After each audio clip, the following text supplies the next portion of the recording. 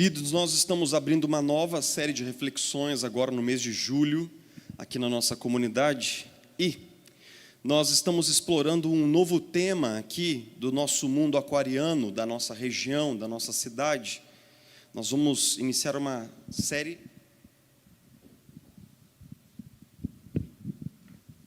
falando sobre a busca por conexões, e hoje nós vamos ser conduzidos pelo texto de Gênesis capítulo 28, a partir do verso de número 10. Por favor, abra lá comigo.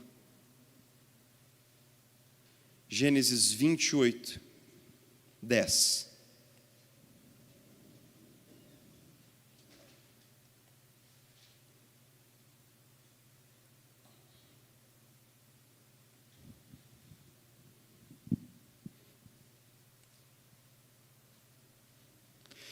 Gênesis 28, 10, nós lemos assim: Jacó partiu de Berseba e foi para Harã.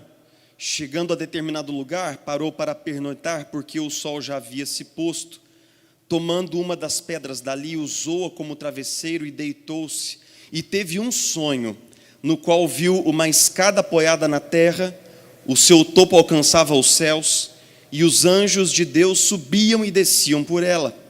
Ao lado dele estava o Senhor, que lhe disse: Eu sou o Senhor, o Deus de seu pai Abraão e o Deus de Isaque.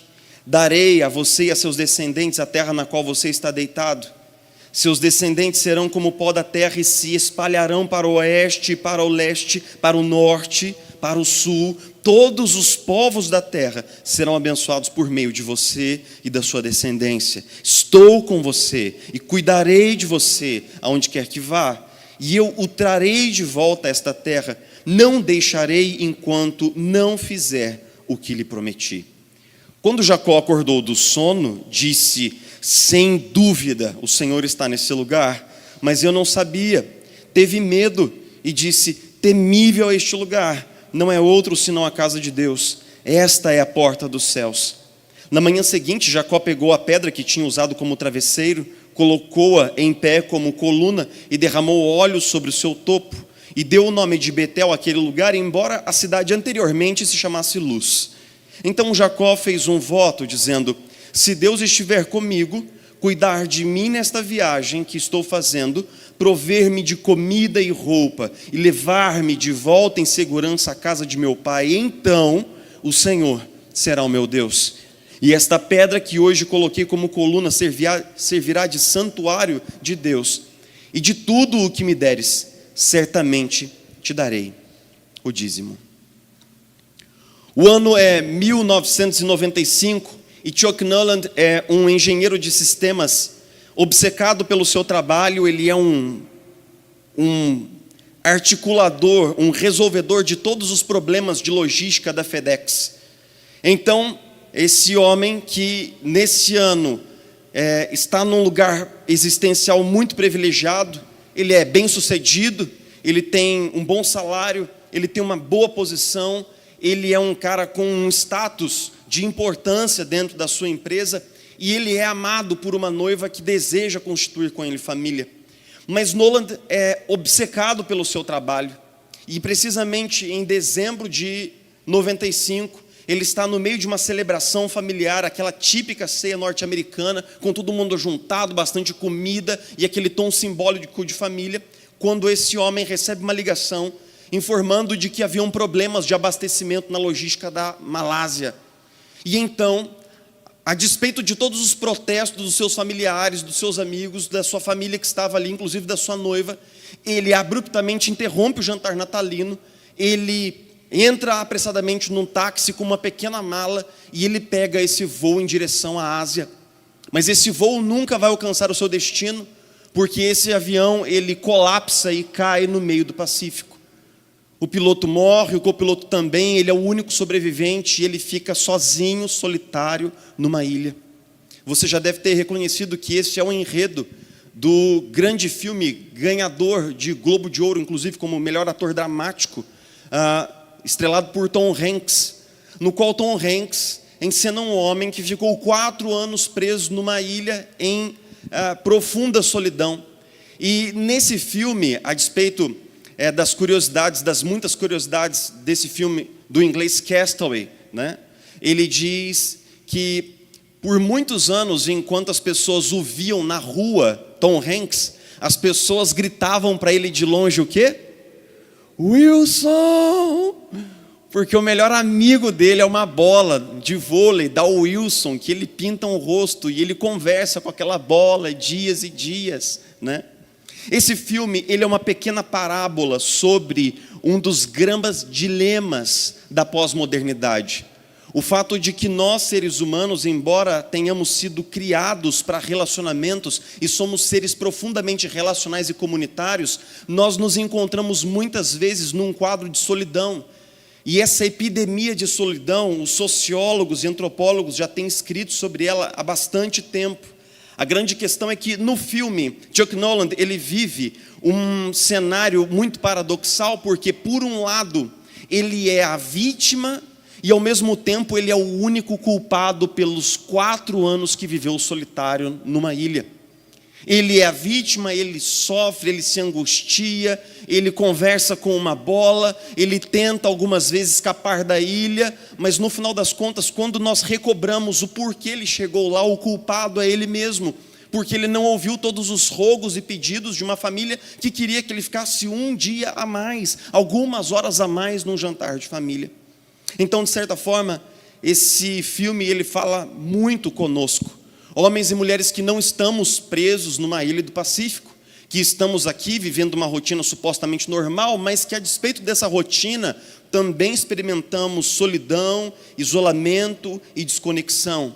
Porque muitas vezes quando nós paramos para pensar um pouco na nossa rotina, que é basicamente casa, igreja, filho, supermercado, trabalho, problemas, casamento, lavar roupa, estender roupa e muitas obrigações domésticas, quando nós pensamos nesse ciclo que gira uma semana freneticamente e gira 2 semanas e ele gira um mês e daqui a pouco, quando nós pensamos, um semestre se passou, um ano se passou e nós conseguimos contar nos dedos de uma mão o número de vezes que nós estivemos ao redor da mesa com amigos queridos do peito, abrindo nossa alma.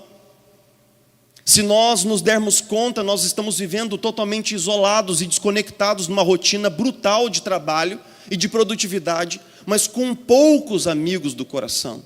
Muitas vezes sem ter ninguém para quem nós possamos confidenciar coisas da alma, e também nós não somos ninguém para o outro no sentido de sermos confidentes do coração. Antigamente, lá no interior, existiam aquelas poucas amizades que durariam uma vida inteira e que segurariam na alça do seu caixão ou o contrário. Era o chamado compadre e a comadre. Essas pessoas, elas viviam debaixo de uma espécie de um voto, uma aliança, um compromisso. Nós estaremos aqui por todo o tempo. Nós vamos passar com vocês pelos perrengues do casamento, da criação de filhos, nós vamos juntos, nós vamos agregados e nós vamos chegar do lado de lá de alguma maneira. Mas nós vivemos hoje em uma sociedade na qual o típico sujeito solitário, ele não é mais aquele excêntrico preso dentro de um apartamento com muita comida e munição esperando um apocalipse zumbi. Não é mais. Hoje o típico sujeito solitário é aquele que fica preso numa rotina de trabalho e que não consegue alocar tempo ou energia para desenvolver relacionamentos significativos. Então nós vivemos solitários. A solidão é uma das grandes doenças sociais do nosso tempo. Pessoas que têm relações meramente funcionais, meramente superficiais, muito coleguismo, poucos amigos, muitos conhecidos, pouca gente do coração. Então, ao longo dessa série, nós vamos explorar 3 temas. Nós vamos falar sobre solidão, como nós estamos. Nós vamos falar sobre a armadura, como nós chegamos aqui. E nós vamos falar sobre vulnerabilidade, como nós realmente podemos encontrar comunidade. No tempo de hoje, o nosso herói, ou anti-herói, se você preferir, é Jacó. E Jacó, dentre todos os patriarcas, ele é, digamos assim, a ovelha negra da família. Nós temos Abraão, amigo de Deus, que foi chamado para caminhar pela fé, homem que cometeu lá seus equívocos e vacilos, mas ele chegou ao final de uma carreira de fé bastante pujante, e ele teve um filho chamado Isaac, e Isaac teve 2 filhos, Esaú e Jacó.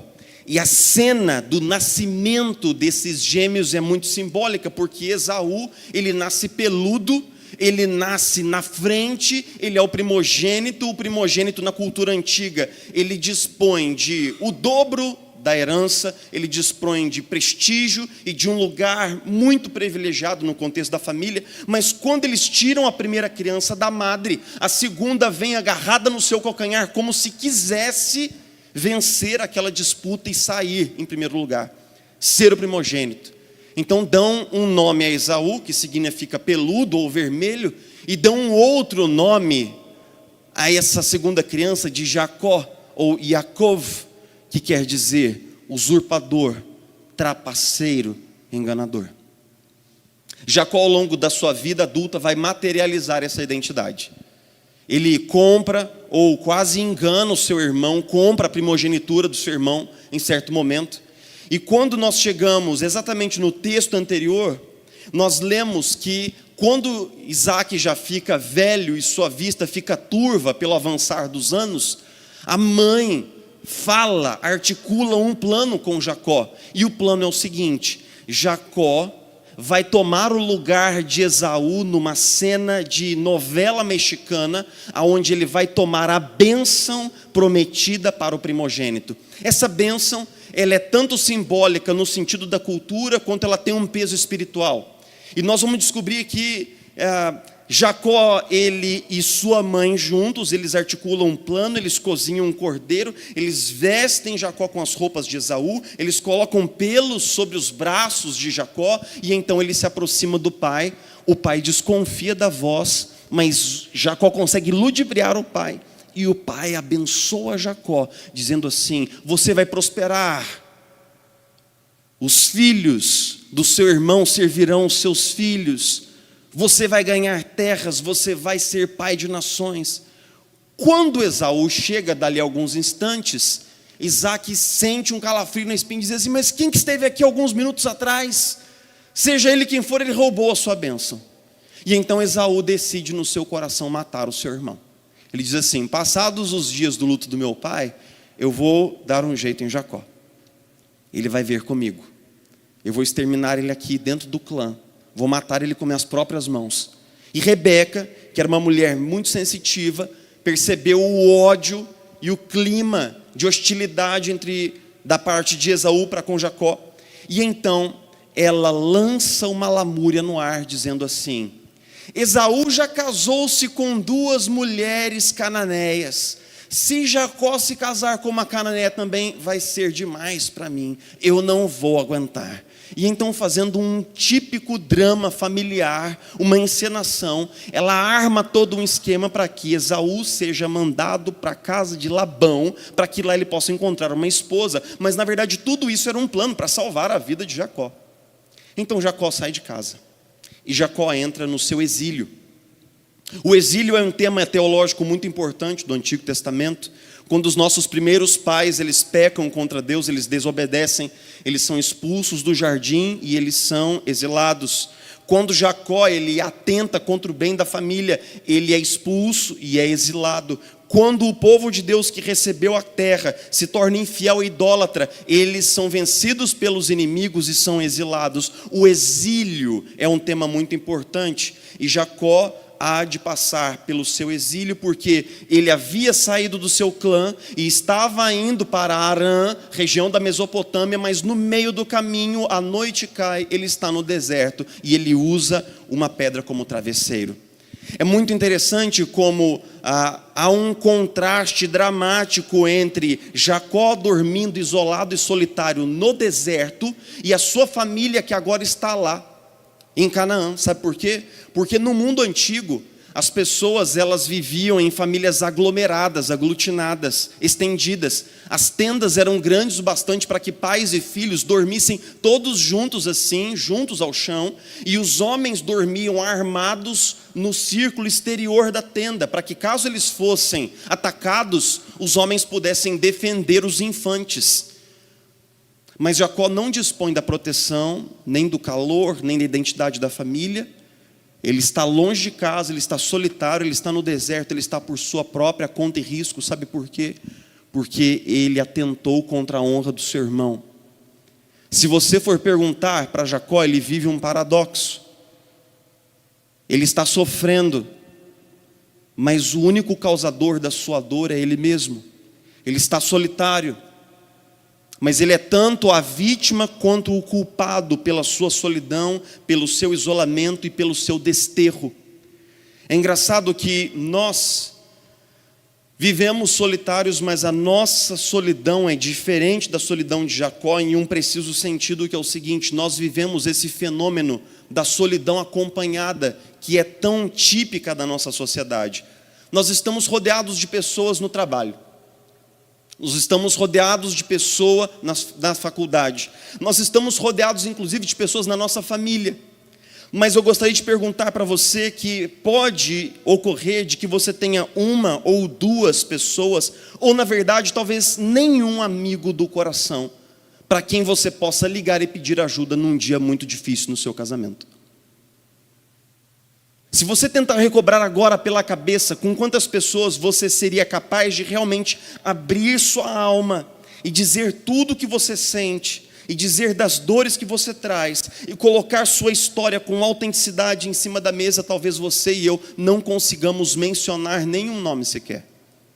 Muitos colegas, muitos conhecidos, mas nenhum amigo de coração, nenhum amigo da alma. Pode ser também que nós fiquemos presos nesse ciclo: trabalho, casa, igreja, tarefas domésticas, criação dos filhos, de tal maneira que nós estamos sempre rodeados de pessoas, mas no nível de relacionamento que é tão raso e que é tão superficial, que nunca chega a tocar nas coisas realmente do coração. Nós vivemos numa era de relacionamentos muito impessoais, de relacionamentos muito artificiais e superficiais. Nós estamos correndo com a vida profissional, nós estamos correndo com a nossa produtividade, com os nossos negócios, com as nossas empresas. Agora note que muitas vezes nós estamos correndo e não temos tempo, mas quando nós temos tempo, nós corremos tanto que não temos energia. Eu contei de manhã aqui que eu conheci um casal que teve um filho, e o filho deles não dormia no ciclo normal. Ele só dormia assim, lá para 5 horas da manhã, e ele tinha que dar uma volta de carro para a criança poder dormir. Essa criança foi invertendo o sono, e com 1 ano e meio que essa criança estava, já grandinha, nós fizemos uma mobilização para que eles ganhassem um Vale Night no final de semana, para sábado e para domingo. E então, nós ficamos super animados por eles, porque eles vão ter um final de semana sem o filho, alguém cuidando pela primeira vez em 1 ano e meio. Então nós ficamos pensando assim: eles vão para Campos do Jordão, eles vão tomar uma taça de vinho, eles vão comer um fondue, eles vão aproveitar a noite, de repente rola um romance, pastor Hugo?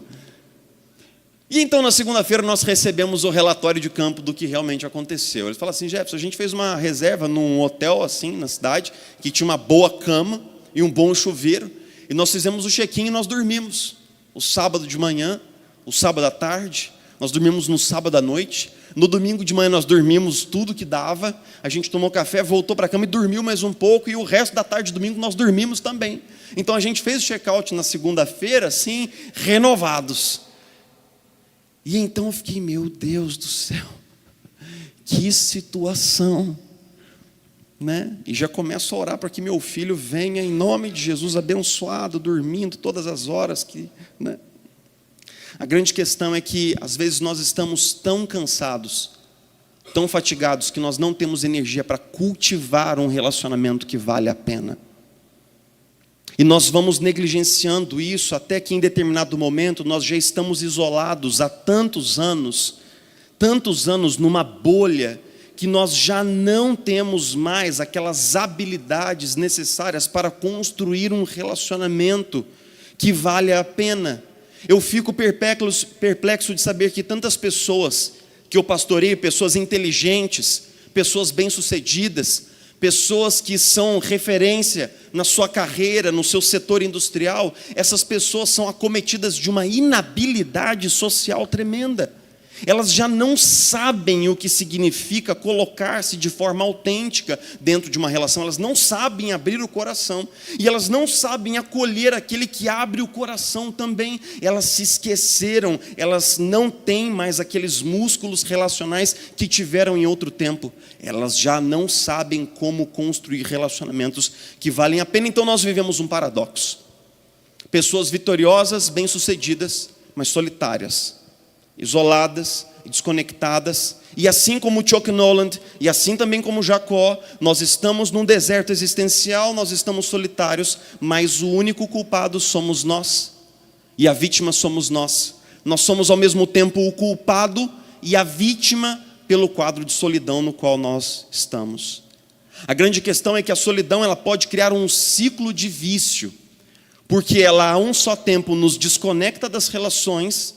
E quanto mais desconectados, mais isolados nós ficamos, e quanto mais isolados nós ficamos, mais desconectados nos tornamos, e em certo momento, alguma coisa muito esquisita se passa no coração de uma pessoa muito solitária. Ela começa a pensar que ela não faz a diferença.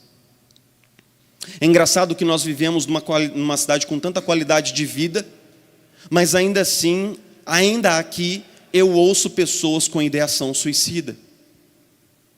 Pessoas que pensam que se elas morressem hoje ou amanhã, elas não fariam a diferença na vida de ninguém. De que ninguém saberia, de que ninguém notaria se elas partissem repentinamente. Elas pensam sobre si mesmas. E elas pensam sobre morte. E elas pensam sobre o profundo quadro de desconexão. E elas não se sentem bem, mas elas não sabem romper o ciclo.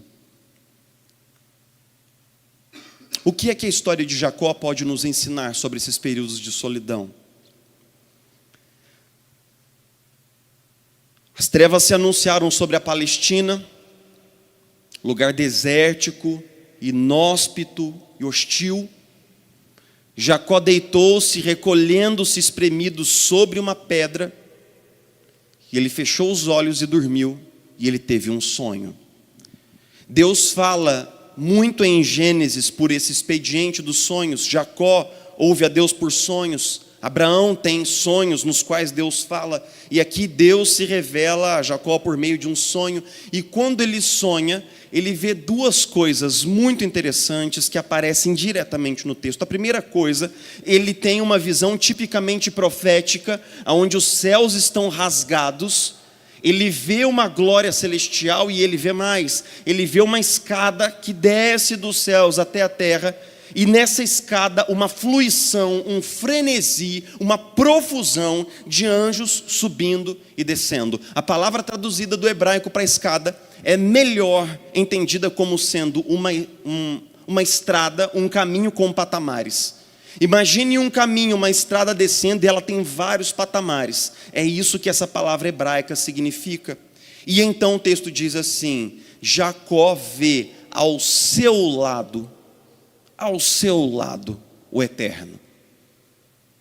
O texto hebraico diz assim, como se fosse colado ombro a ombro: ao seu lado está o Eterno. No versículo 13, Deus lhe diz: eu sou o Senhor, o Deus de seu avô Abraão, o Deus de seu pai Isaque. E eu sei o seu nome, Jacó.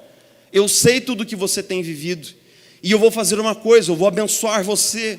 Eu vou fazer com que povos venham de você. Eu estarei com você nessa jornada até Harã, e eu o trarei de volta em segurança. Como se Deus dissesse a Jacó: eu sei quem você é. Eu conheço a sua história. E eu sei onde quero chegar com você. Eu sei quem você é. Eu conheço a sua história. Eu sei onde quero chegar com você. No meio dessa solidão, Jacó descobre aquilo que lhe chocou quando ele acorda. Ele diz assim: o Senhor está aqui e eu não sabia. Como se ele dissesse assim: Deus tem uma história comigo e eu não tinha consciência disso. Deus já vinha caminhando comigo todos esses anos. Deus já vinha me amparando na concha das mãos e eu não sabia disso. Sabe por quê? Porque Deus, o Deus de Abraão, de Isaque e de Jacó, ele sempre teve uma história com Jacó, mas Jacó ainda não havia tido uma experiência pessoal com esse Deus. Então, no meio da solidão, veja só que ironia, Jacó é encontrado pelo próprio Deus, e isso muda a sua vida. Não muda repentinamente, porque a não ser depois de Gênesis 32, nós não vemos mudanças profundas no caráter de Jacó. Mas ele nunca se esquecerá desse dia, onde ele fez um voto ao Senhor, erigiu uma coluna e colocou o nome daquele lugar de Betel. Ele voltará muitos anos depois ao mesmo lugar, e ele adorará ao Deus que se revelou ali a ele. Nesse momento, Jacó, ele começa a entender que Deus tem uma história com ele. E isso é muito importante para nós também.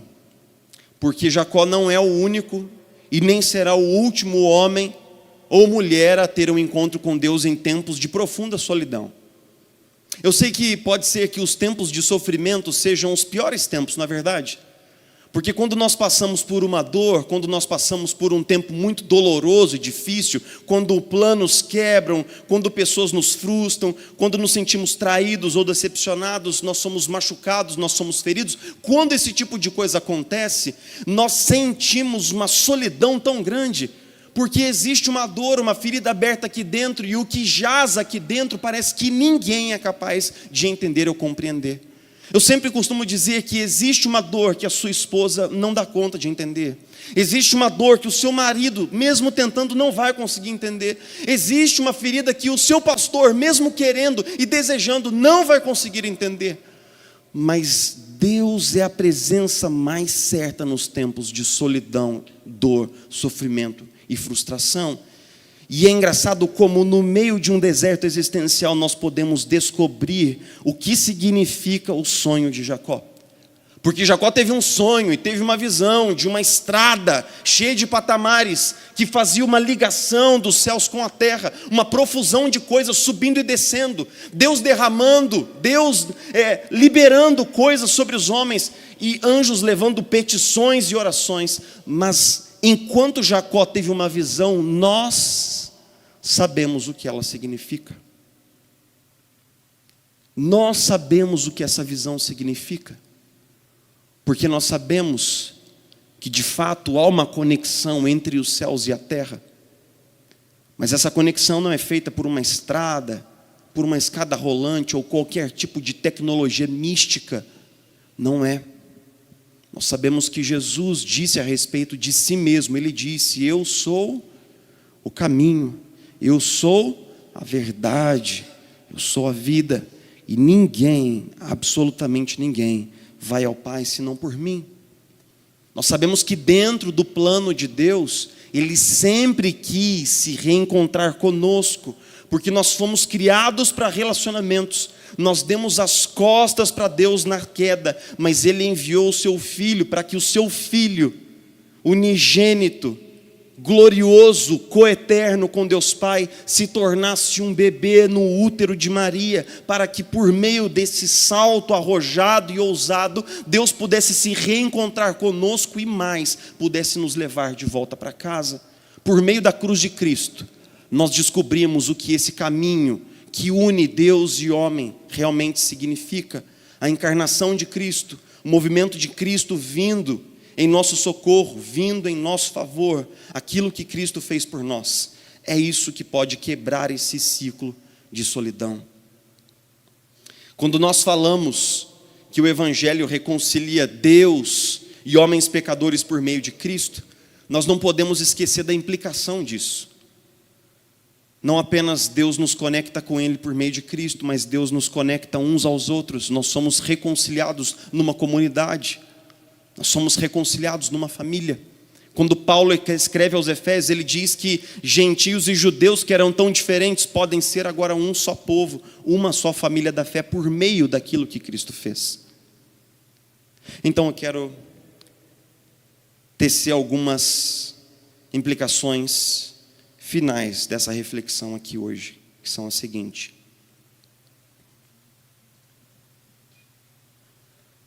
Não existe espiritualidade verdadeiramente cristã que ignore o aspecto da comunidade. Se você caminha com Deus, você caminhará com o povo de Deus. Porque a igreja não é uma coisa opcional no Novo Testamento. Ela é uma marca essencial e distintiva do que nós somos como cristãos. Mas por igreja, eu não quero significar o nome no hall de membros. Não é isso. Infelizmente, nós conseguimos pegar quase tudo no nosso tempo e nós esvaziamos as coisas. Nós institucionalizamos as coisas.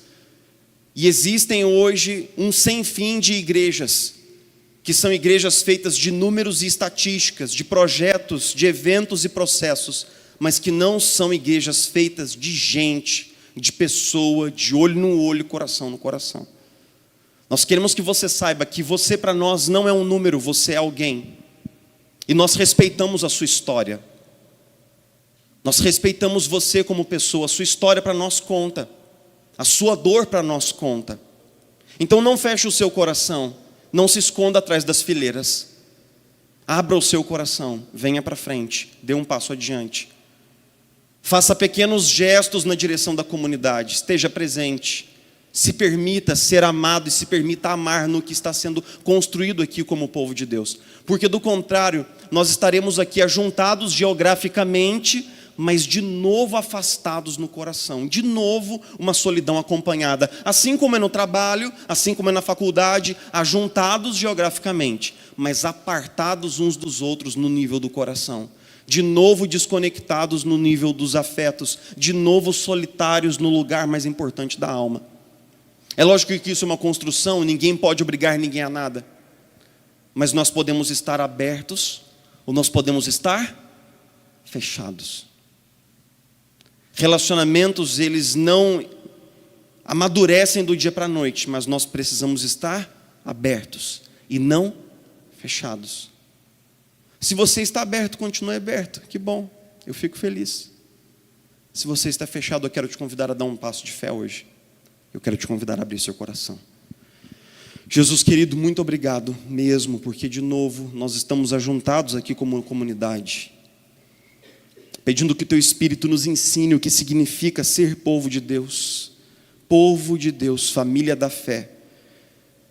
Nos ensina, Senhor, e nos recobra todas as vezes que o Novo Testamento fala sobre os uns aos outros, e fala sobre o cuidado e o amor e a preocupação que deve marcar a nossa vida comunitária. Jesus, o Senhor mesmo disse: amem uns aos outros como eu vos amei. E o mundo, as pessoas que estão lá fora, todos eles saberão que vocês são meus discípulos, se vocês se amarem uns aos outros. Senhor, nos ajuda a nos amarmos uns aos outros com a mesma qualidade, com a mesma profundidade, com o mesmo afeto que um dia nós fomos amados na cruz. Para que as nossas comunidades cristãs ao longo de todo o nosso país sejam marcadas por um sentimento de cuidado, de preocupação, de apoio mútuo em relação uns aos outros. Porque, Senhor Jesus, nós passamos por tempos difíceis, nós passamos por horas cruentas, escuras. Mas como é bom passar por essas horas com o povo de Deus, que encarna, materializa diante de nós a companhia e o amor do próprio Deus. Nos ajuda, Jesus, nos ajuda. Espírito Santo, mantenha o nosso coração aberto. Mantenha o nosso coração aberto em nome de Jesus. Amém.